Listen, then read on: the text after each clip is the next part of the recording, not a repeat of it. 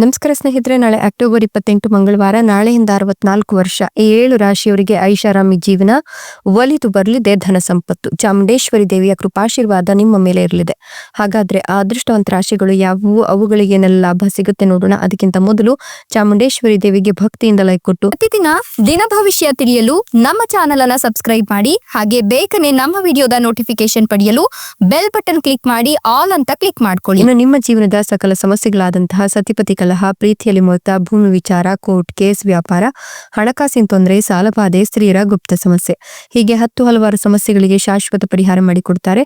Display ಮೇಲೆ ಕಾಣ್ತಕ್ಕಂಥ ಗುರೂಜಿ ನಂಬರ್ಗೆ ಒಮ್ಮೆ ಕರೆ ಮಾಡಿ ನೋಡಿ. ಹೌದು, ಈ ರಾಶಿಯವರಿಗೆ ನಾಳಿನ ಅಕ್ಟೋಬರ್ 28 ಮಂಗಳವಾರದಿಂದ ಮುಂದಿನ 64 ವರ್ಷ ಈ 7 ರಾಶಿಯವರಿಗೆ ಐಷಾರಾಮಿ ಜೀವನದ ಜೊತೆಗೆ ಧನ ಸಂಪತ್ತು ಒಲಿದು ಬರಲಿದೆ. ಚಾಮುಂಡೇಶ್ವರಿ ದೇವಿಯ ಕೃಪಾಶೀರ್ವಾದ ನಿಮ್ಮ ಮೇಲೆ ಇರುವುದರಿಂದ ನಿಮಗೆ ಧನ ಸಂಪತ್ತಿನ ಲಾಭವೋ ಲಾಭ ಅಂತ ಹೇಳಬಹುದು. ಈ ಸಂದರ್ಭದಲ್ಲಿ ನೀವು ಯಾವೆಲ್ಲ ಪ್ರಯೋಜನಗಳನ್ನು ಪಡಿತಾ ಹೋಗ್ತೀರೋ ಅದರಲ್ಲಿ ಸಾಕಷ್ಟು ಲಾಭವನ್ನ ಕಾಣ್ತಾ ಹೋಗ್ತೀರಾ. ಉದ್ಯೋಗದಲ್ಲಿ ಶತ್ರುಗಳ ಕುತಂತ್ರದಿಂದ ಕೆಲಸ ಕಳೆದುಕೊಳ್ಳುವ ಸಾಧ್ಯತೆ ಕೂಡ ಇಷ್ಟ ದಿನ ಇತ್ತು, ಆದ್ರೆ ಈಗ ಅದೆಲ್ಲವೂ ಕೂಡ ಸರಿ ಹೋಗ್ತಾ ಇದೆ. ನೀವು ಸಾಧ್ಯವಾದಷ್ಟು ಕೆಲಸ ಕಾರ್ಯಗಳಲ್ಲಿ ತಪ್ಪಾಗದಂತೆ ವರ್ತಿಸೋದು ತುಂಬಾನೇ ಒಳ್ಳೆಯದ್ದು. ಹಣಕಾಸಿನ ತೊಂದರೆ, ಸಾಲಬಾಧೆ ಕಡಿಮೆ ಆಗ್ತಾ ಹೋಗುತ್ತೆ. ಕುಟುಂಬದಲ್ಲಿ ಶಾಂತಿ, ವಾದ ವಿವಾದಗಳು ಕಡಿಮೆಯಾಗಿ ಜಗಳಗಳು ಕಡಿಮೆ ಆಗ್ತಾ ಹೋಗುತ್ತೆ. ಮನೆಯಲ್ಲಿ ಶುಭ ಕಾರ್ಯಗಳು ನಡೆಯುತ್ತೆ. ನವ ವಿವಾಹಿತರು ಸಿಹಿ ಸುದ್ದಿಗಾಗಿ ಕಾಯಬಹುದು. ರಾಜಕೀಯ, ಖಾಸಗಿ ವೃತ್ತಿ, ವ್ಯಾಪಾರ ಮತ್ತು ವ್ಯವಹಾರ ಉದ್ಯಮ ಮಾಡ್ತಕ್ಕಂಥವರಿಗೆ ಲಾಭದ ನಿರೀಕ್ಷೆ ಇದ್ದು ವಿದ್ಯಾರ್ಥಿಗಳು ಆತ್ಮವಿಶ್ವಾಸವನ್ನು ಹೆಚ್ಚಿಸಿಕೊಳ್ತಾರೆ. ದಂಪತಿಗಳ ನಡುವಿನ ಮನಸ್ತಾಪಗಳು ಕಡಿಮೆ ಆಗ್ತಾ ಹೋಗುತ್ತೆ. ನಿಮ್ಗೆ ನೀವು ನಿರೀಕ್ಷಿಸಿದ ಫಲ ಸಿಗ್ತಾ ಹೋಗುತ್ತೆ. ಹಣಕಾಸಿನ ನಿರ್ಧಾರಗಳನ್ನು ತೆಗೆದುಕೊಳ್ಳುವಾಗ ಲಾಭವನ್ನೇ ಕಾಣ್ತೀರಾ. ಈ ಸಮಯದಲ್ಲಿ ಅನುಭವಿಗಳ ಸಲಹೆ ನಿಮ್ಗೆ ಸಿಗ್ತಾ ಹೋಗುತ್ತೆ. ಅಧಿಕ ಮೊತ್ತದ ಹೂಡಿಕೆಗಳನ್ನ ಮಾಡೋದನ್ನ ಮುಂದೂಡ್ತಾ ಹೋಗಿ. ನಿಮ್ಮ ಸಾಮರ್ಥ್ಯದ ಬಗ್ಗೆ ನಿಮ್ಗೆ ಅನುಮಾನಗಳು ಹುಟ್ಕೊಂಡ್ರೆ ನಿಮ್ಮ ಆತ್ಮವಿಶ್ವಾಸವನ್ನ ಕಾಪಾಡಿಕೊಳ್ಳಿ. ಕೆಲಸದ ಮೇಲೆ ಗಮನ ಹರಿಸಿ.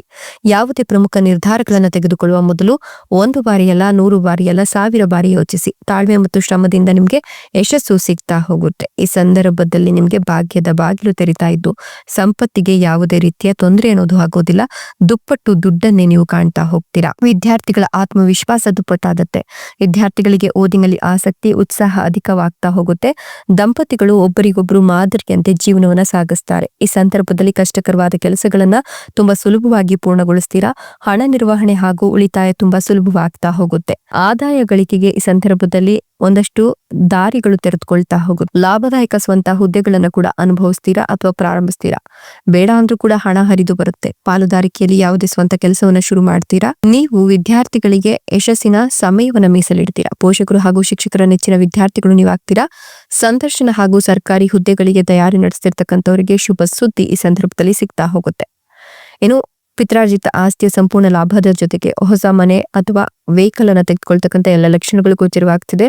ನಿರುದ್ಯೋಗಿಗಳಿಗೆ ಉದ್ಯೋಗ ಭಾಗ್ಯ ಇದೆ. ಹೊಸ ಕೆಲಸದ ನಿರೀಕ್ಷೆಯಲ್ಲಿರೋರಿಗೆ ನಿಮ್ಗೆ ಬಂಪರ್ ಲಾಟರಿನೇ ಹೊಡೆಯುತ್ತೆ. ಉನ್ನತ ಸ್ಥಾನ ಹಾಗೂ ಅಧಿಕ ಸಂಬಳದೊಂದಿಗೆ ನಿಮ್ಮ ವೃತ್ತಿ ಜೀವನ ಆರಂಭ ಆಗುತ್ತೆ. ಇಷ್ಟೆಲ್ಲ ಲಾಭ ಮತ್ತು ಅದೃಷ್ಟವನ್ನು ಪಡೆದಿರ್ತಕ್ಕಂಥ ಅದೃಷ್ಟವಂತ ರಾಶಿಗಳು ಯಾವುವು ಅಂದ್ರೆ ಧನುರ್ ರಾಶಿ, ವೃಶ್ಚಿಕ ರಾಶಿ, ಕಟಕ ರಾಶಿ, ಮೇನ ರಾಶಿ, ಕುಂಭ ರಾಶಿ, ತುಲಾ ರಾಶಿ, ಮೇಷ ರಾಶಿ. ಇವುಗಳಲ್ಲಿ ನಿಮ್ಮ ರಾಶಿ ಇದ್ದರೂ ಇಲ್ಲದಿದ್ದರೂ ಓಂ ನಮೋ ತಾಯಿ ಚಾಮುಂಡೇಶ್ವರಿ ದೇವಿಯೇ ಅಂತ ಕಮೆಂಟ್ ಮಾಡಿ. ಧನ್ಯವಾದಗಳು.